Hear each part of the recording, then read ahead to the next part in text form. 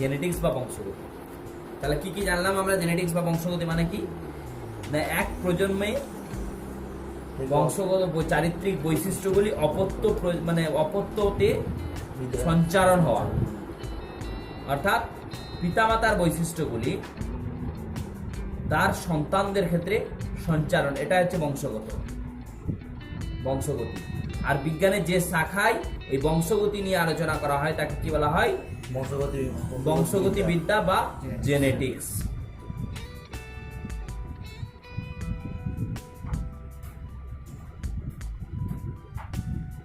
Genetics বা বংশগতি বিদ্যা, ঠিক আছে। তাহলে যে প্রক্রিয়ায় পিতামাতার বা জনিত্রীর চারিত্রিক বৈশিষ্ট্যগুলি বংশ পরম্পরায় সন্তান সন্ততি বা অপত্যের মধ্যে সঞ্চারিত হয় তাকেই বলা হয় বংশগতি। তাহলে পিতামাতার চারিত্রিক বৈশিষ্ট্য, এটা প্যারেন্টাল, আমরা আগেই জেনেছি জনিত্রী জনু প্যারেন্টাল। পিতামাতার চারিত্রিক বৈশিষ্ট্য তাদের অপত্য বা সন্তানদের ক্ষেত্রে সঞ্চারিত হওয়ার পদ্ধতিকেই বলা হলো বংশগতি, ঠিক আছে। তাহলে বংশগতি বিদ্যা, বিজ্ঞানের যে শাখায় বংশগতি নিয়ে আলোচনা করা হয় তাকে বলা হয় জেনেটিক্স বা বংশগতি বিদ্যা। এখানে কয়েকটা কথা হচ্ছে প্রকরণ, আমরা একটা কথা শুনলাম প্রকরণ বা ভেরিয়েশন,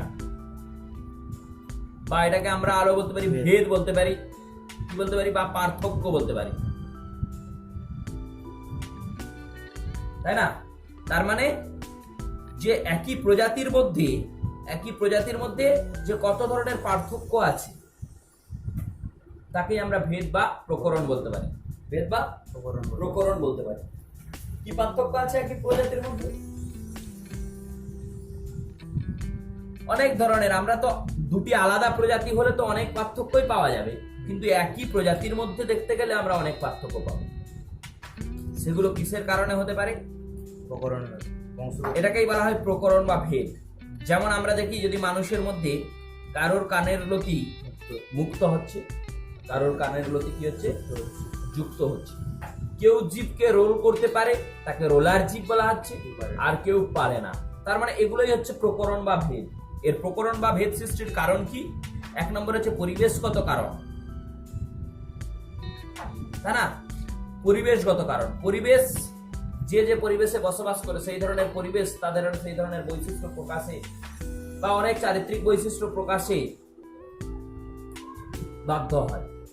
দু নম্বর কারণ হচ্ছে, যেটা হচ্ছে মেন কারণ হিসাবে আমরা ধরতে পারি, যে মিওসিসের সময় জনিত্রী জনন মাতৃকোষ থেকে যখন গ্যামেট উৎপাদন হয়, যখন পুংগ্যামেট বা স্ত্রী গ্যামেট উৎপাদন হয়, তখন সে গ্যামেট উৎপাদনের সময় যে ক্রসিং ওভার আমরা পড়েছিলাম, সে ক্রসিং ওভারের সময় যে জিনের পুনর্বিন্যাস হতে পারে, তো সেই সময়ই প্রকরণ বা ভেদ আসে। ফলে সন্তানদের মধ্যে পিতামাতার মিশ্রিত বৈশিষ্ট্য আসতে পারে, বা পিতামাতার সঙ্গে সন্তানদের পার্থক্য দেখা যায় বা ভেদ দেখা যায়। এইটা হচ্ছে প্রকরণ বা ভেদের মেন কারণ। এবারে জিনের যদি আকস্মিক স্থায়ী পরিবর্তন হয়, তখন সেটা মিউটেশন হবে, সেটাও পার্থক্য। আগে যে বৈশিষ্ট্য প্রকাশ পেত, এই মিউটেশন অনেক কারণেই হতে পারে।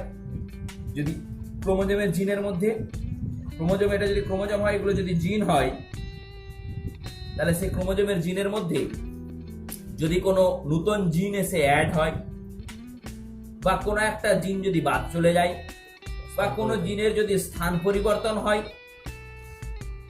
তাহলে দেখবো অপত্যের মধ্যে বা তাদের মধ্যে কি দেখা যায়? বৈশিষ্ট্যের পার্থক্য লক্ষ্য করা যাবে, ঠিক আছে।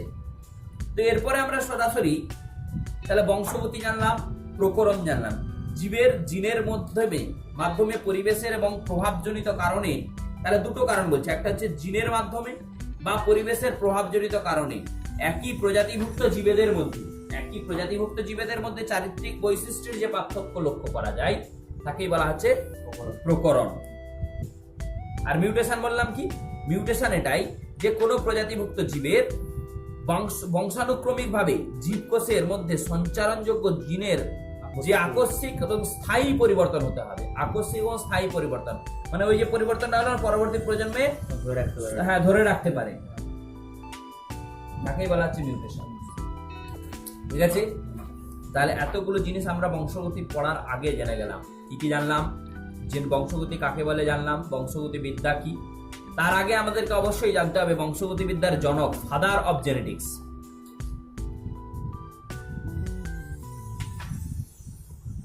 বংশগতি বিদ্যার জনককে sir Gregor Johann Mendel. Sir Gregor Johann Mendel. তো বংশগতি পড়ার আগে বংশগতি সম্পর্কিত গুরুত্বপূর্ণ কয়েকটি শব্দের ব্যাখ্যা আমাদের জানতে হবে। গুরুত্বপূর্ণ কতগুলি শব্দের ব্যাখ্যা, কি টার্মস।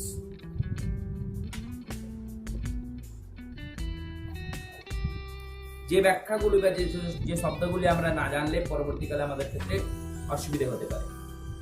ফার্স্ট যেটা হচ্ছে বৈশিষ্ট্য বা প্রলক্ষণ, যেটাকে আমরা বলছি ক্যারেক্টারিস্টিক্স অর ট্রেটস। বৈশিষ্ট্য, যে এক একটা জীবের এক একটা ক্রোমোজোমের মধ্যে যে জিন আছে না, তারা যে প্রোটিন সংশ্লেষ করে সেই হিসাবে এক এক ধরনের বৈশিষ্ট্য প্রকাশ পায়। বলছে বংশগত বৈশিষ্ট্য বহনকারী নির্দিষ্ট একককে বৈশিষ্ট্য বলে, যা দিয়ে অন্যান্য চারিত্রিক চরিত্র থেকে আলাদা করা যায়। এই জিনটা যে বৈশিষ্ট্য প্রকাশ পায়, এ হয়তো অন্য একটা বৈশিষ্ট্য প্রকাশ করে, যার থেকে আমরা দুটোর মধ্যে আলাদা করতে পারি। বৈশিষ্ট্য এটাই যে এর মধ্যে কি বৈশিষ্ট্য আছে, এর রোল করতে পারে জীবটাকে না পারে না, এর কানের লতি মুক্ত না এর কানের লতি যুক্ত। তাহলে এগুলো এক একটা বৈশিষ্ট্য, যার থেকে আমরা অন্যদের থেকে পার্থক্য করতে পারছি। সেকেন্ড পয়েন্ট হচ্ছে অ্যালিন। ভেরি ইম্পর্টেন্ট একটা কোশ্চেন, অ্যালিন। এটা অবশ্য প্রায় পরীক্ষাতে আসে। অ্যালিন খুব ভালো করে শুনতে হবে। আমরা সমসংস্থ ক্রোমোজোম পড়েছিলাম। সমসংস্থ ক্রোমোজোম কাকে বলা হয়? হ্যাঁ, একটি পিতৃ ক্রোমোজোম, একটি মাতৃ ক্রোমোজোম। যদি আমরা দুটি ক্রোমোজোম আঁকি,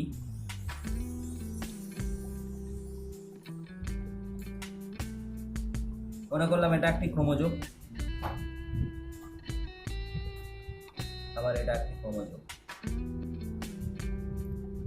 দুটি ক্রোমোজোম, একটিকে আমরা পিতৃ ক্রোমোজোম হিসাবে ধরতে পারি, আর এটা হচ্ছে মাতৃ ক্রোমোজোম হিসাবে ধরতে পারি। দুটি ক্রোমোজোমের যদি তাদের সেন্ট্রোমিয়ার একই জায়গায় থাকে, জিন সজ্জারতি যদি একই রকম হয়, বৈশিষ্ট্য কি রকম, তাদেরকে আমরা সমসংস্থ ক্রোমোজোম বলতে পারি। তাদের আকৃতি আকার সব একই রকম হবে সমসংস্থ ক্রোমোজোম। যেমন আমরা দেখেছিলাম আমাদের 22 জোড়া অটোজোমের মধ্যে থেকে 22 জোড়া অটোজোম 1 নম্বর 2 নম্বর করতে, তাই একটা একটা সমসংস্থ ক্রোমোজোম, ঠিক আছে, হোমোলোগাস ক্রোমোজোম। তো এই হোমোলোগাস ক্রোমোজোমের নির্দিষ্ট বিন্দুতে, এই যে এই বিন্দু, এটা হয়তো এই বিন্দু, নির্দিষ্ট বিন্দুতে এই বিন্দুগুলোকে বলা হয় কি? লোকাস। কি বলা হয়? লোকাস, অর্থাৎ যেখানে জিনটি থাকে, যেখানে জিন অবস্থান করে। নির্দিষ্ট বিন্দুতে এক এক জোড়া যে জিনের অবস্থান, মনে করি যে এখানে একটা জিন আছে, আমি ধরলাম এ, ক্যাপিটাল এ, আর এদিকে তার একই রূপভেদ স্মল এ। ঠিক আছে, যে বলছে সমসংস্থ ক্রোমোজোমের নির্দিষ্ট বিন্দুতে অবস্থিত একই জিনের বিভিন্ন রূপভেদকে বলা হচ্ছে অ্যালিল। একই জিনের, তাহলে সমস্ত ক্রোমোজোম, তার মানে তার জিন সজ্জারীতি একই হবে। এখানেও যদি জিন থাকে তাহলে এরও এখানে জিন থাকবে, এরও যদি এখানে জিন থাকে তারও এখানে জিন থাকবে, তবেই তো এটা সমস্ত ক্রোমোজোম হবে এই ধরনের। তাহলে জিন সজ্জারীতি এগুলো হচ্ছে লোকাস। তাহলে এখানে যে জিনটা আছে, মনে করো এখানে একটা টি জিন আছে, এখানে তার পরিপূরক বা রূপভেদ স্মল টি। তাহলে এরা পরস্পরের অ্যালিল, ক্যাপিটাল এ স্মল এ পরস্পরের অ্যালিল।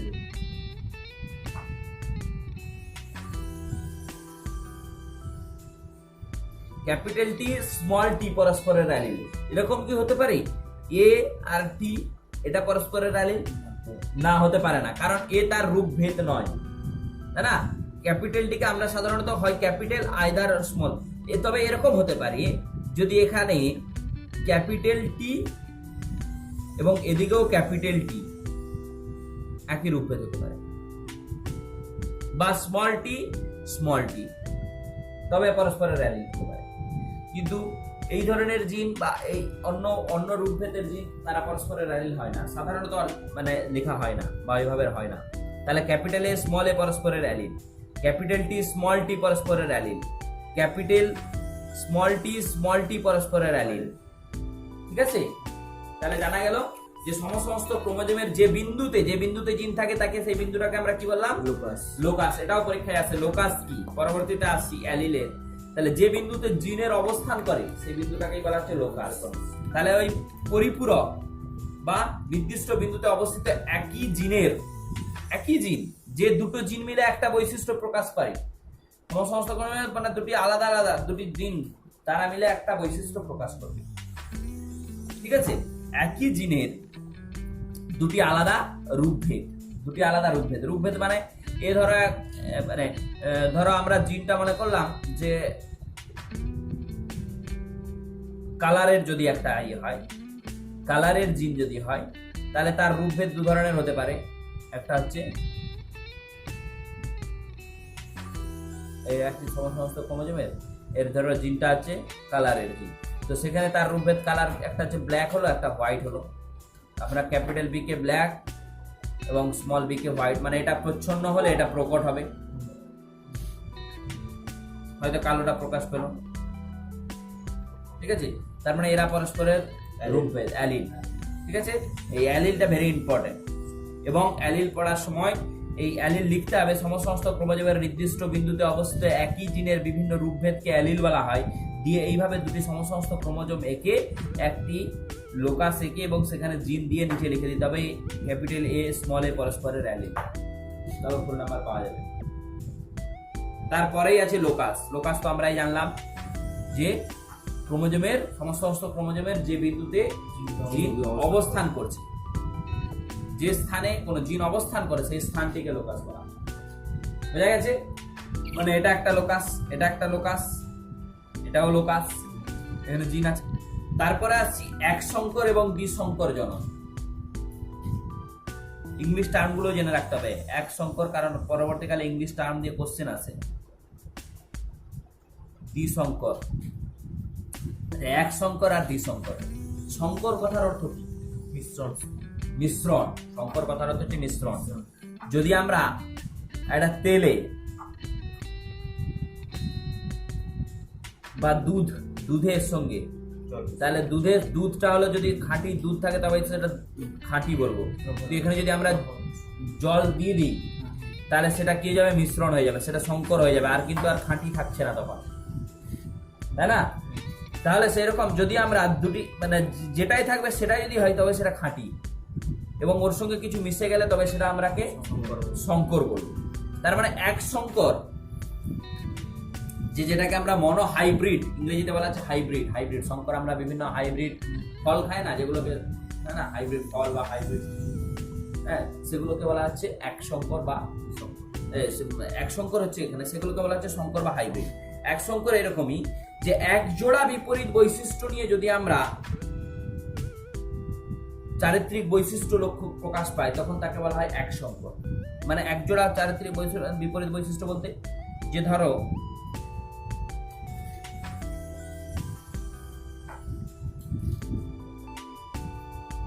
লম্বা,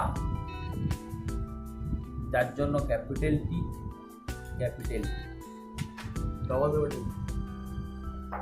এটা খাঁটি, এটা সংকর কি? না, খাঁটি। ঠিক আছে, কিন্তু এক সংকর। খরবাকার বা বেটে, এক জোড়া বৈশিষ্ট্য নিয়ে প্রকাশ পাচ্ছে। যদি দুই জোড়া বৈশিষ্ট্য তখন আমরা তাকে বলবো এক সংকর, আর যদি দুই জোড়া বিপরীত বৈশিষ্ট্য নিয়ে চারিত্রিক বৈশিষ্ট্য প্রকাশ পায় তখন তাকে আমরা বলবো দ্বিসংকর। যেমন এর সঙ্গে লম্বা একটা, এটা একটা চারিত্রিক বৈশিষ্ট্য লম্বা বা বেটে, তার সঙ্গে আমি করে দিলাম কি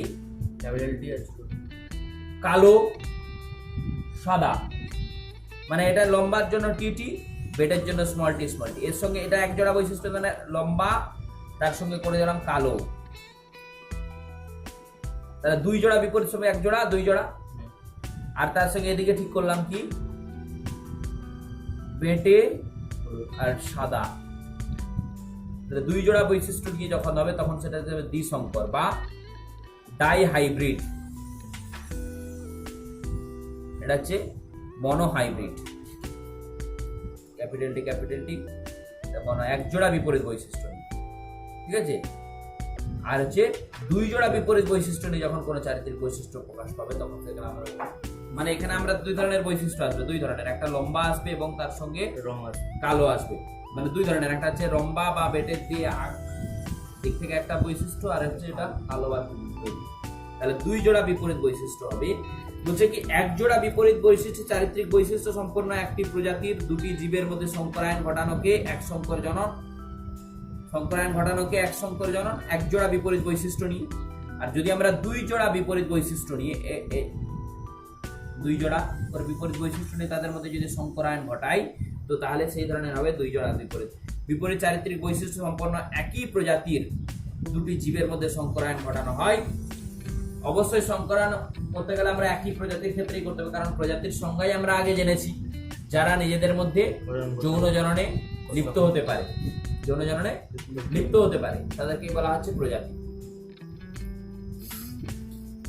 তাহলে দুই জোড়া চারিত্রিক বৈশিষ্ট্য থাকলে সেটা হবে ডাইহাইব্রিড বা দ্বিসংকর। দুই মানে দুই ধরনের বৈশিষ্ট্য আছে এখানে, আর এখানে এক জোড়া চারিত্রিক বৈশিষ্ট্য নিয়ে সংকরায়ন ঘটানো হলে তখন তাকে বলবো এক সংকর, মনোহাইব্রিড। মনো মানে এক, ডাই মানে দুই, ঠিক আছে। Monohybrid, dihybrid. তাহলে কি জানা গেল?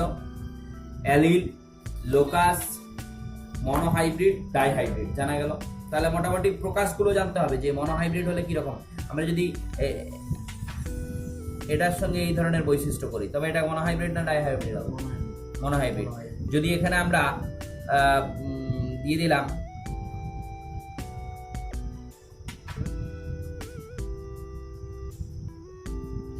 এটা কি হবে? ডাইহাইব্রিড।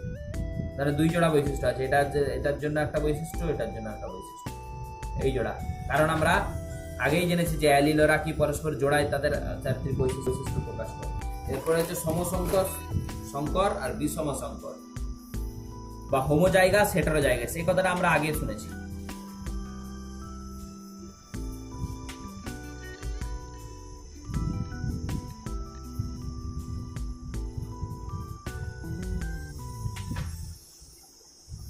Homozygous heterozygous. হোমো কথার অর্থ কি? একই। হেটারো মানে আলাদা। হেটারো আমরা বিভিন্ন জায়গায় পড়েছি। হেটারোজাইগাস, হেটারো মানে দুটি আলাদা। হেটারোডন্ট, টিথ, দাঁতের ক্ষেত্রে আমরা হেটারোডন্ট পড়েছি। তো হেটারো কথার অর্থ হচ্ছে আলাদা, আর হোমো কথার অর্থ হচ্ছে একই। যদি আমরা দুটি অ্যালিল দেখি, মানে আমরা এটা হোমোজাইগাস বা সমসংকর, আর হচ্ছে হেটারোজাইগাস বা বিষম সংকর। যদি আমরা এরকম দেখি যে ক্যাপিটাল টি এটা হোমো, যদি আমরা দেখি ক্যাপিটাল টি স্মল টি, তাহলে দুটি আলাদা আছে, দেখো হেটেরোজাইগাস। তাহলে এটা কি হবে? স্মল টি হোমোজাইগাস দুটি, কারণ হোমোজাইগাস মানে সবসময় কি হবে? খাঁটি হবে। আর হেটেরোজাইগাস হলে তাই না? বলছে কি দুটি সমসমস্ত ক্রোমোজোমের যদি কোনো বৈশিষ্ট্য একটি বৈশিষ্ট্যের জন্য সমধর্মী অ্যালিল থাকে, মানে এই যে ক্রোমোজোম সমসমস্ত ক্রোমোজোমে, এটা ধরো এটা সমসমস্ত ক্রোমোজোম, এটা একটা, এর দুটো পরস্পর সমসমস্ত ক্রোমোজোম, যার এখানে যে অ্যালিলটা আছে তার একই ধরনের অ্যালিল যদি এখানে থাকে তবে সেটাকে আমরা বলবো হোমোজাইগাস। আর এখানে যে ধরনের অ্যালিল আছে তার যদি বিপরীত অ্যালিল এখানে থাকে তখন আমরা তাকে বলবো হেটারোজাইগাস। মানে এটা ক্যাপিটাল বি হতে পারে, স্মল বি, এটা হেটারোজাইগাস। স্মল বি হোমোজাইগাস, ঠিক আছে? বোঝা গেল কিনা? দুটি সমসমস্ত ক্রোমোজোমের মধ্যে যদি কোনো একটি বৈশিষ্ট্যের জন্য দুটি বিপরীতধর্মী অ্যালিল থাকে তবে সেইটাকে কি বলবো? তখন আমরা হেটারোজাইগাস বা বিষম সংকর। তারপরে সংকরায়ন বা হাইব্রিডাইজেশন বা সংকরায়ন আমরা চারিত্রিক সাপেক্ষে বিপরীত বৈশিষ্ট্য জীবের মধ্যে মিলন ঘটানোকে সংকরায়ন বলা হয়। মানে একটা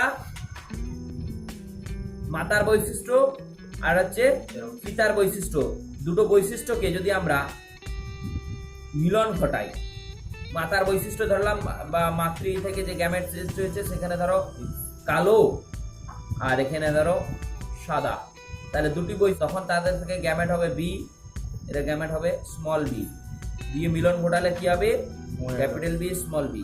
তাহলে এই যে মিলন ঘটনা এটাই হচ্ছে সংকরায়ন। ঠিক আছে, এটা হচ্ছে সংকরায়ন বা হাইব্রিডাইজেশন। সংকরায়ন ঘটানো ফলে সংকর জীবের সৃষ্টি হয়েছে, সংকর জীবের সৃষ্টি হয়েছে।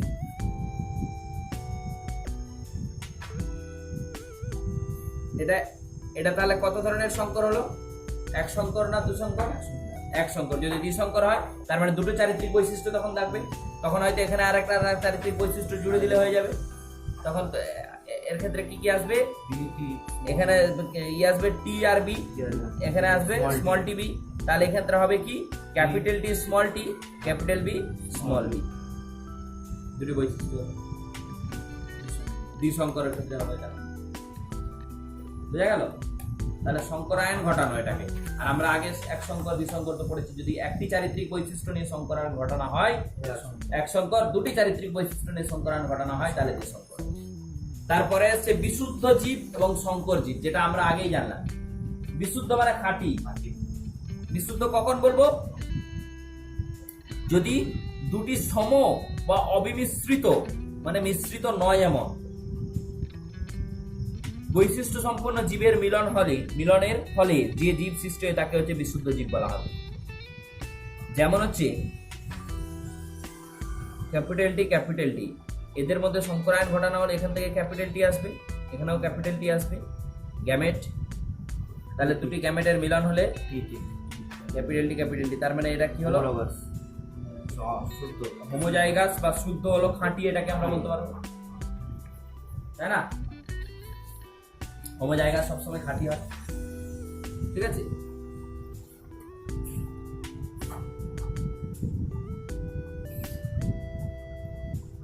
আর সংকর কখন হবে? যদি একটি খাঁটি এবং অপরটি যদি দুটি খাঁটি মানে দুটি একটা প্রকট এবং প্রচ্ছন্ন জীবের সঙ্গে যদি ক্রসিং ঘটানো হয়, তখন যে জীবটা যেটা আমরা যেটা আগেই দেখলাম, তাহলে স্মল টি এই ধরনের আসবে। এটা হচ্ছে সংকর। ঠিক আছে, বলছে কি দুটি সম এবং অবিমিশ্রিত বৈশিষ্ট্য সম্পন্ন জীবের মিলনের ফলে যে জীবের সৃষ্টি হয় তাকে বিশুদ্ধ জীব বলা হচ্ছে। আর হচ্ছে দুটি ভিন্ন বৈশিষ্ট্য, এটা হচ্ছে লম্বা আর এটা কি বেটে। দুটি ভিন্ন বৈশিষ্ট্যের মধ্যে সংকরায়ন ঘটানো হলে যে বৈশিষ্ট্য সৃষ্টি তার মধ্যে এটা কি আসবে? সংকর। কিন্তু এখানে প্রকাশ পাবে কি? লম্বা প্রকাশ পাবে। কেন লম্বা প্রকাশ পাবে? লম্বাটা প্রকট ছিল তাই প্রকাশ পাবে লম্বা, তার মধ্যে বেটেটা কিন্তু প্রচ্ছন্ন অবস্থায় থাকবে। ঠিক আছে, জনিত্রী জনু আমরা আগেই জেনেছি। জনিত্রী জনু বা প্যারেন্টাল জেনারেশন, সংকরায়নের জন্য প্রাথমিকভাবে যে দুটি জীবকে বাছা হয় তাকে বলা হচ্ছে জনিত্রী জনু। আমরা আগেই জেনেছি, তার মানে এটা হচ্ছে প্যারেন্টাল জনু। এটাকে আমরা পিতা ধরতে পারি, এটাকে মাতা ধরতে পারি। প্যারেন্টাল জনু বা পি জনু লিখি, পি ফর প্যারেন্টাল। জনিত্রী জনু আমরা আগেই জেনেছি কোষ বিভাজন চ্যাপ্টার পড়ার সময়। তাদের যারা এটা সৃষ্টি হয়েছে কি বলা হয়? অপত্য জনু, অপত্য বা ফিলিয়াল। অপত্যকে ইংরেজিতে বলা হয় কি? ফিলিয়াল। ওই জন্য লেখা হয় এফ জনু। আর এটা যদি ফার্স্ট এফ তখন F1 হবে। এদের যদি আবার কোনো অপত্য হয় তখন আমরা সেটাকে কি বলবো? F2 জনু বলবো। বোঝা গেল কিনা? মানে তোমাদের বাবা মা তোমাদের প্যারেন্টাল জন্য তোমরা যেটা হয়েছে অপত্য জনু, তাদের থেকে তোমাদের যখন সন্তান সন্ততি হবে তখন সেটা হবে তোমার বাবা মার দিক থেকে F2 জনু, কিন্তু তোমাদের দিক থেকে তখন সেটা F1 হবে। বোঝা গেল কিনা? বোঝা গেছে তো? তাহলে এটাই গেল জনিত্রী জনু। আর হচ্ছে অপত্য জনু। অপত্য ইংলিশ হচ্ছে ফিলিয়াল, সেই জন্য ফিলিয়ালকে এফ লেখা হয়। প্যারেন্টাল পি, প্যারেন্টালকে পি লেখা হয়, এই জনুটাকে হচ্ছে পি জনু বা জনিত্রী জনু বা প্যারেন্টাল জনু, পি জনু লিখতে হয়। বা এখানে যে প্রথম অপত্য বা ফার্স্ট ফিলিয়াল মনে থাকবে, অপত্য। তাহলে না আমরা জনিত্রী জনু নাম না অপত্য জনু নাম। এরপর হচ্ছে প্রকট প্রচ্ছন্ন বা যেটাকে আমরা ডমিন্যান্ট অ্যান্ড রিসেসিভ বলা আছে। প্রকট প্রচ্ছন্ন। প্রকট প্রচ্ছন্ন তখনই বললাম যদি যে বৈশিষ্ট্য বিপরীত ধর্মী অন্য কোনো বৈশিষ্ট্যের প্রকাশে বাধা দেয়। যে বৈশিষ্ট্য বিপরীত ধর্মী অন্য কোনো বৈশিষ্ট্যের প্রকাশে, এটা বিপরীত ধর্মী বৈশিষ্ট্য। আমরা যদি capital T small tea parental জন্য হয়, তাহলে তাদের মধ্যে থেকে যে গ্যামেট হবে টি, এর ক্ষেত্রে গ্যামেট হবে কি স্মল টি। তাদের মধ্যে সংকরায়ন ঘটানো হলে যে অপত্য সৃষ্টি হবে, তাহলে এর যে কি ছিল, এটা লম্বা ফিনোটাইপ বলা হয় এটাকে। এটা ছিল বেটে, লম্বাটা যেহেতু প্রকট ছিল, তার মানে একে প্রকাশ করতে বাধা দিচ্ছে, কিন্তু নিজে প্রকাশিত হচ্ছে, লম্বা প্রকাশিত হবে। তো সেক্ষেত্রে লম্বাটা হলো প্রকট, এবং যে বৈশিষ্ট্যটা প্রকাশ পায় না প্রচ্ছন্ন বৈশিষ্ট্য। তার মানে এখানে বেটেটা হলো লম্বা প্রকট,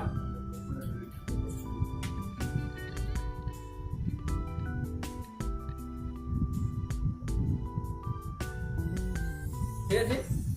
তাহলে এখানে কি বলেছে, যে বৈশিষ্ট্য বিপরীত ধর্মী অন্য কোনো বৈশিষ্ট্যের প্রকাশে বাধা দেয় কিন্তু নিজে প্রকাশ পায়, অন্যকে প্রকাশে বাধা দেয়, নিজে প্রকাশ পায়, ঠিক আছে, তবে প্রকট, তাকে প্রকট বৈশিষ্ট্য বলা হয়।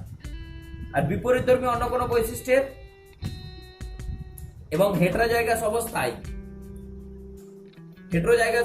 যে জিনের জন্য প্রকট জিন প্রকাশ পায় তাকে প্রকট জিন বলা হয়। যে বৈশিষ্ট্য প্রকট বৈশিষ্ট্যের উপস্থিতিতে প্রকাশিত হয় না, সুপ্ত অবস্থায় থাকে, তাকে প্রচ্ছন্ন বৈশিষ্ট্য বলা হয়। হেটেরোজাইগাস অবস্থায় যে জিনের জন্য বৈশিষ্ট্য প্রকাশিত হয় না তাকে প্রচ্ছন্ন জিন। তাহলে প্রচ্ছন্ন কখন প্রকাশিত হবে? একমাত্র প্রকটে থাকলে। প্রচ্ছন্ন কখন প্রকাশিত হবে? এটা তো খাঁটি অবস্থায়, তার মানে খাঁটি অবস্থায় প্রকাশিত হতে পারে। কিরকম? যদি আমরা স্মল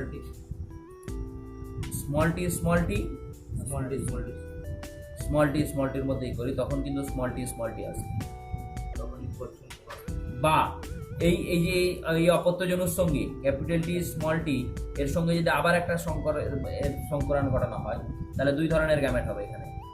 এটা একই ধরনের গ্যামেট ছিল, টি ছিল, মানে একই ধরনের গ্যামেট এসছে, একই ধরনের গ্যামেট। এখানে কিন্তু দুই ধরনের, যেহেতু এটা কি জায়গা, হেটেরোজাইগাস, এটাও হেটেরোজাইগাস, তাহলে দুই ধরনের গ্যামেট আসবে, একটা ক্যাপিটাল টি একটা স্মল টি আসবে।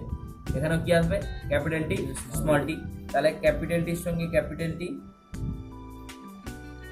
তাই না, এটার সঙ্গে এটাও যুক্ত হতে পারে, তাই না, আবার এটার সঙ্গে এটাও যুক্ত হতে পারে, মানে এটার সঙ্গে এটা যেমন যুক্ত হতে পারে, যে কোনো গ্যামেটের কোনটার সঙ্গে কোনটা যুক্ত হবে তার সঙ্গে 50% সম্পর্ক, তার মানে এটা হতে পারে। আবার এটার সঙ্গে এটাও হতে পারে, ক্যাপিটাল টি স্মল টি, আবার এটার সঙ্গে এটাও হতে পারে, তাই না। তখন এটা কি প্রকাশ পাবে? লম্বা। এটা কি হবে? লম্বা। কিন্তু যেহেতু টিটা প্রকট, এটা দেখো বেটে প্রকাশ পাবে, এটা লম্বা প্রকাশ পাবে। একদম খাঁটি অবস্থায় আছে তখনই বেটে প্রকাশ পাচ্ছে, এগুলো সংকর অবস্থায় আছে। তাহলে প্রচ্ছন্ন একটা কোশ্চেন হয় এখানে, প্রচ্ছন্ন সর্বদাই খাঁটি অবস্থায় প্রকাশিত হয়। কেন? প্রচ্ছন্ন সর্বদাই খাঁটি অবস্থায় প্রকাশিত হয়। সর্বদাই খাঁটি অবস্থা, খাঁটি থাকলে না থাকলে প্রচ্ছন্ন বৈশিষ্ট্য প্রকাশিত হবে না। প্রকট বৈশিষ্ট্য তো তাকে প্রকাশিত দেবে না, বাধা দেবে। খাঁটি অবস্থা থাকলে তবে সে প্রকাশিত হবে। এরপরে হচ্ছে জিনোটাইপ এবং ফিনোটাইপ।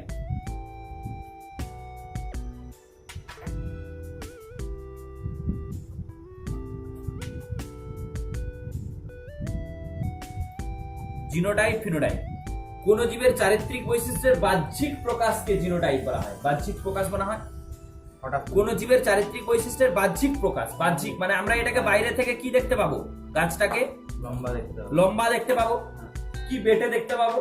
তাহলে এই যে বৈশিষ্ট্যগুলো, কি ফর্সা দেখতে পাবো, কালো দেখতে পাবো, কানের দুটি মুক্ত দেখতে পাবো। বাইরে থেকে যে বৈশিষ্ট্য বাহ্যিক যে প্রকাশগুলো দেখতে পাবো সেগুলোকে কি বলা হয়? ফিনোটাইপ। সেগুলোকে কি বলা হয়? ফিনোটাইপ। ফিনোটাইপ মানে বাহ্যিক বৈশিষ্ট্য। কিন্তু এই বাহ্যিক বৈশিষ্ট্যের জন্য দায়ী যে জিন, এই লম্বা বৈশিষ্ট্যের জন্য দায়ী যে জিন, জিনটা কোনটা? এটা হচ্ছে জিনোটাইপ। তার মানে এগুলো হচ্ছে জিনোটাইপ। এর জন্য কি প্রকাশ পাবে? লম্বা প্রকাশ পাবে। শঙ্কর লম্বা না, লম্বা প্রকাশ পাবে। তাহলে লম্বাটা হচ্ছে ফিনোটাইপ, এটাও লম্বা প্রকাশ পাবে, লম্বাটা ফিনোটাইপ। কিন্তু তার জন্য যে জিনোটাইপ কোনটা, যে জিনটা দায়ী, যে জিন তার জন্য এই প্রকাশের জন্য যে জিন দায়ী, সেটা হচ্ছে জিনোটাইপ। বোঝা গেল?